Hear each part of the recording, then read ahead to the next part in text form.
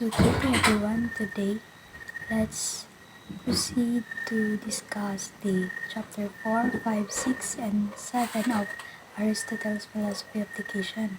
So let's proceed to the chapter 4. This chapter 4, it talks about human nature, sense, habit, and reason. So we have seen that man's happiness lies largely in his own hands, and that indeed that the very word which is translated as happiness means essentially perfection, and eugenics as in EU of spirit. So in this passage, Aristotle talks about the perfection of the spirit. So when you live a virtuous virtuous life, so you need to achieve the perfection of your spirit. So education is in a broad sense of cultivation, which is paideia, will have it as a task, then the perfection of human potentialities along lines which will submit to group procedures but will necessarily fine-grain include the calculus of individual differences as well. So in this passage, it talks about the cultivation or our development in the education. So Aristotle talks about our differences. So we need to cultivate our moral characters. Aristotle talks about cultivation or like developing our moral when we need to practice not just inquiring the knowledge, but we need to practice it to cultivate our knowledge.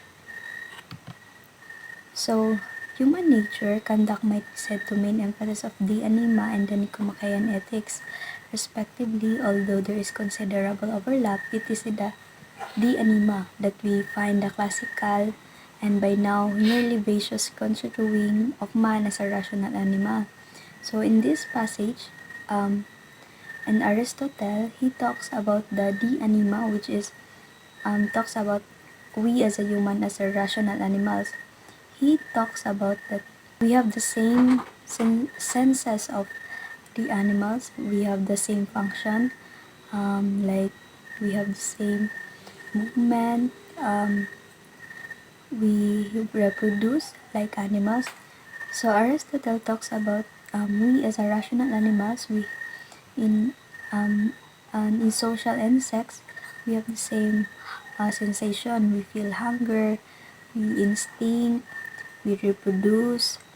But Aristotle said that what is make us unique from animals is that we we are rational, which means we have the capacity to think and we have capacity to decide rationally. In other words, Aristotle argues that what makes us unique to the other animals is we have the capacity to reason and analyze, reflect in our decisions. In the motto, the behavioristic treatment is particularly marked. Unlike the social insects, which seem channeled by nature into the one unique set of habits, men are conditioned environmentally in the most divergent ways. Aristotle argues that they have set of habits patterns because of their lack of language, while as men have capacity to think. So we have a rational mind. We can think and reason, analyze and reflect. So we can form a new habit through practicing. Like for example, waking up in the morning 6 a.m. If we continue to practice that, we will be that in our new habits. We begin with a basic link between man's animal nature and his rational nature, which is sensation. Men have sensation, resulting from the efficient causal action of sensible properties of objects in their senses. The content of all our knowledge and the impetus to use our faculties always originate in a sense perception, but the reports of the separate senses are combined and the properties of number, figure, motion, and shape are recognized by the common sense. So in this passage, it is like Aristotle explains that our senses give us our knowledge, When we see, we hear, taste, smell, or touch something, our mind records that experience, and this experience repeating form of memories and habits shaping our understanding of the world. Like, for example, when we taste the apple, so it will put in our mind and we gain a knowledge that the taste of an apple is sweet. So in other words, our knowledge came from our senses. Like, for example, when we see an apple, it's not just we perceive its redness and in its smoothness, but we see the an apple as a single object or a single fruit.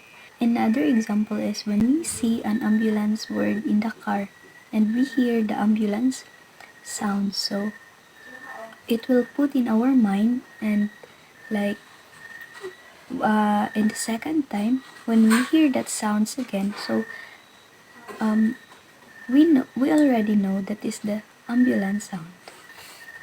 So, memory naturally associates images which are similar or which are close in space and time in our experience. Through learning, other habits of association can be developed, of which that of causal connection is the most important. However, certain skill cannot be taught but only guided. For example, that genius, which is native talent for discerning aesthetic likeliness and differences, and which cannot be taught, seems to be sensitivity of imagination.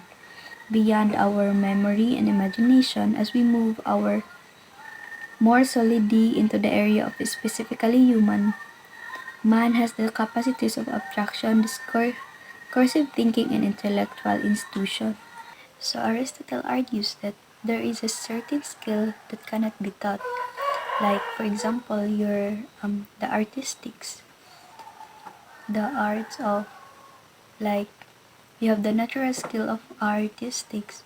So that cannot be taught because it's naturally in your character. And Aristotle argues that there is certain skills that can be learned, like for example logical reasoning, habit, and memory techniques. Beyond memory and imagination, as we move more solidly in the area of specifically human, man has the capacities of abstraction, discursive thinking, and intellectual intuition. Aristotelian psychology that an innate desire to know leads us to recognize in this sensory manifold the structures, systematic interconnections, and teleological organization in these things. First is abstraction, is the faculty of regarding structures as if they existed separately, mathematics and recognition of formal cause so far as they revealed schemata are closely connected with this faculty.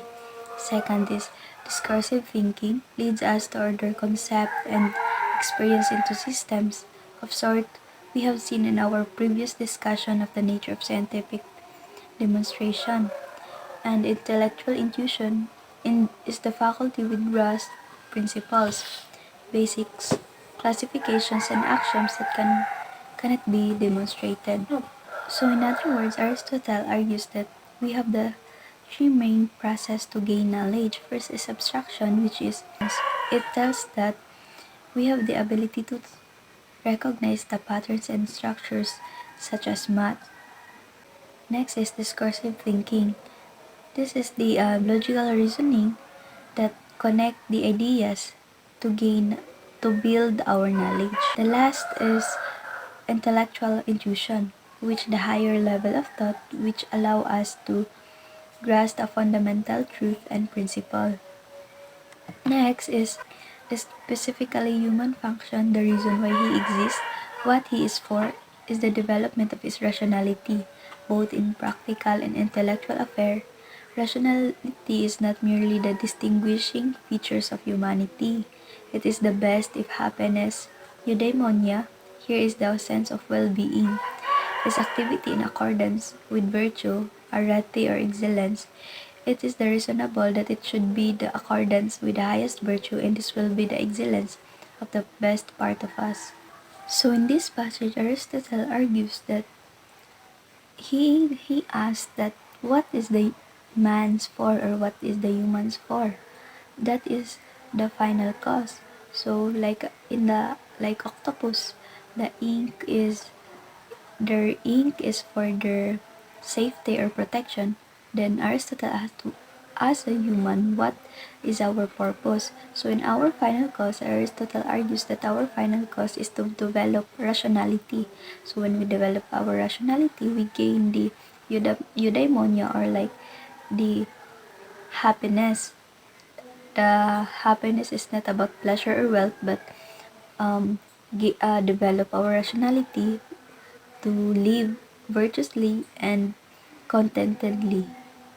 So, unlike wealth and pleasure, Aristotle argues that developing rationality is within in our control that leads us our true happiness, which is eudaimonia. So, let's move on to chapter 5, which moral education and self-realization. So, in the Nicomachean Ethics, in the context of problem of full individual self-realization, this other dimension is supplied. Ethics is a practical, not a theoretical science, so it must proceed by combining, clarifying, and rendering consistent common opinion and that of experts to come to those of its principle which cannot be supplied by special studies. In this passage, Aristotle argues that um, ethic is as a practical science. So Aristotle states that the growth of human life is eudaimonia, often translated as happiness. So, however, this happiness is not simply about pleasure or wealth. It comes from a living virtuous life. So we have three aspects of human that we can influence moral education. First is habit formation, which that human nature includes a capacity to form habits that shape our character. Next is desire to know, which means that we as a human have a nature to curiosity that, if we directed well, leads to our wisdom. And the final cause, which humans have the purpose to, so the purpose is to develop our rationality and moral character. Next is a central idea in Aristotle ethics is the doctrine of the mean, which states that virtue is a balance between two existences, the exist and deficiency. So, in this passage, Aristotle explains that we have two existences, the exist and deficiency. So Aristotle, his doctrine of the mean means balance or like moderation. So there are between two existences, the exist and deficiency. And exist, it means like too much traits, and the deficiency is too little of traits. Like for example, the courage. The courage, when it exists, it will be leads to recklessness.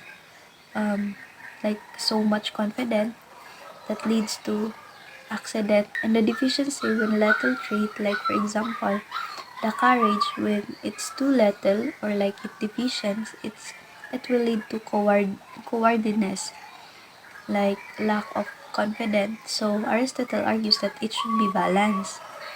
So let's proceed. Like such a habit of moderation are learned by taking deliberate action of moderate sort. Mere lectures on the theory of morals will not themselves have any effect moral character. So in this passage, Aristotle argues that when developing our moral character, it's not about just like theory or lecturing. It is not effective. So Aristotle argues habits of duration when developing our moral character is we practice good moral character. Like for example, when you read kindness, is it doesn't mean that you are kind. So Aristotle argues when you develop your moral character, you need to apply and practice it.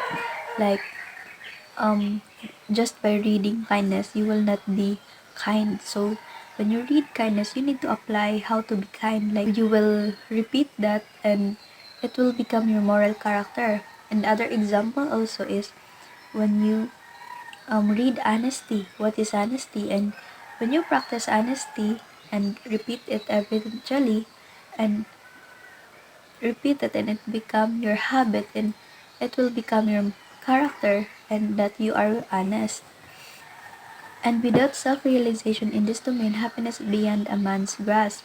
Classroom instruction can thus contribute little to the moral education which make other education possible, but this is not a naturalistic or relativistic analysis.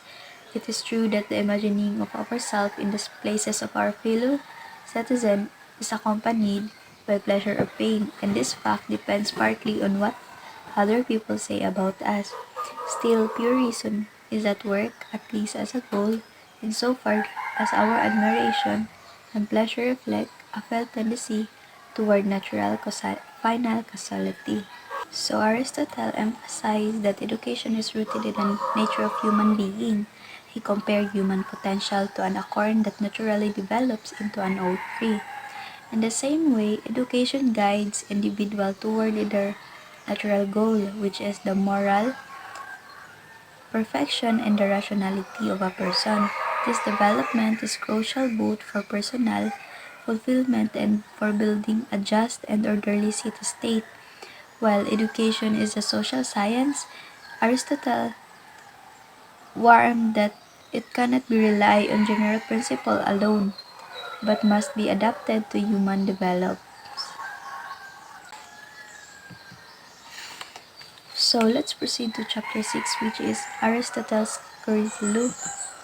So almost every question that occurs to the modern educator reading politics falls in some other discipline than political science as Aristotle conceived and delimited it. Operating dialectically in terms of expert general opinion, he was able to summarize the aims of education in three categories that still holds. Some want, some want it to be useful to the individual economically. Some want it to be training for good citizenship. Some want it to be liberal, that is planned with a view preparation for the higher learning. Without leaving the realm of practical political discussion, Aristotle found himself to be able to propose curriculum which would satisfy all three objectives. So, in this passage, explains that Aristotle, when um, without without leaving the practical political discussion, there have three categories or like objective. He summarized he proposed a curriculum that satisfy all the three categories. That first is some want it to be useful individually economically, second is some want it to be training for a good citizenship, and third is some want it to be liberal. So the curriculum he proposes first is gymnastics for physical development and discipline. Second is reading and writing is to cultivate literacy and access knowledge. Third is mathematics sharpens our reasoning and abstract thinking. And drawing is improves observation and appreciation of art. And the last is music and drama cultivates moral and aesthetic sensitivity. So, gymnastics, Aristotle believed that the physical fitness for all overall well-being gymnastics aim to develop strength, endurance, and discipline, so preparing students for both military service and a healthy life. Reading and writing is there were a foundation skill in education. Aristotle saw literacy as essential for engaging writer philosophy, law, and civic life, as it enables individuals to access knowledge and participate in public discourse. And the mathematics is this subject train the mind, logical thinking, and abstract meaning and reasoning. Aristotle considered mathematics as a preparatory study for higher philosophical inquiries, particularly in understanding the principle of nature and metaphysics.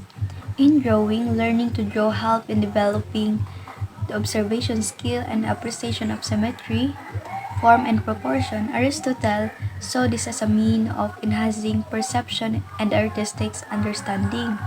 And in music played a crucial role in moral and emotional education. Aristotle believed that cultivated character and influence the soul, making individuals more virtuous and harmonious in emotions. In drama, Aristotle valued drama, especially tragedy and comedy, as a means of moral instruction.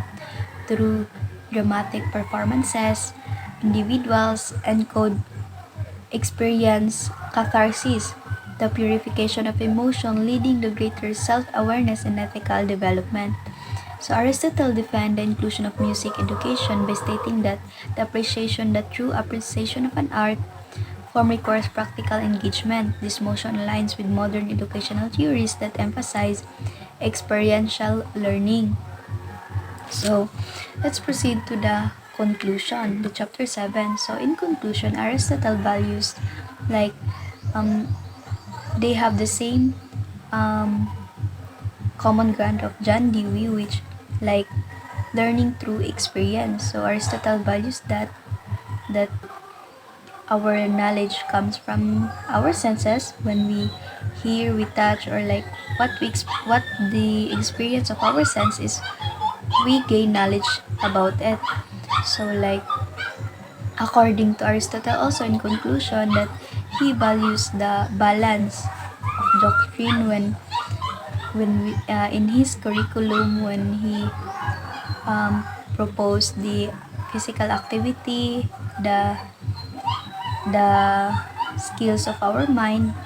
So Aristotle also emphasized values also the habit form when we repeat the repetition of our actions, it will become our habit and it will include in our moral character. So that's all. Thank you.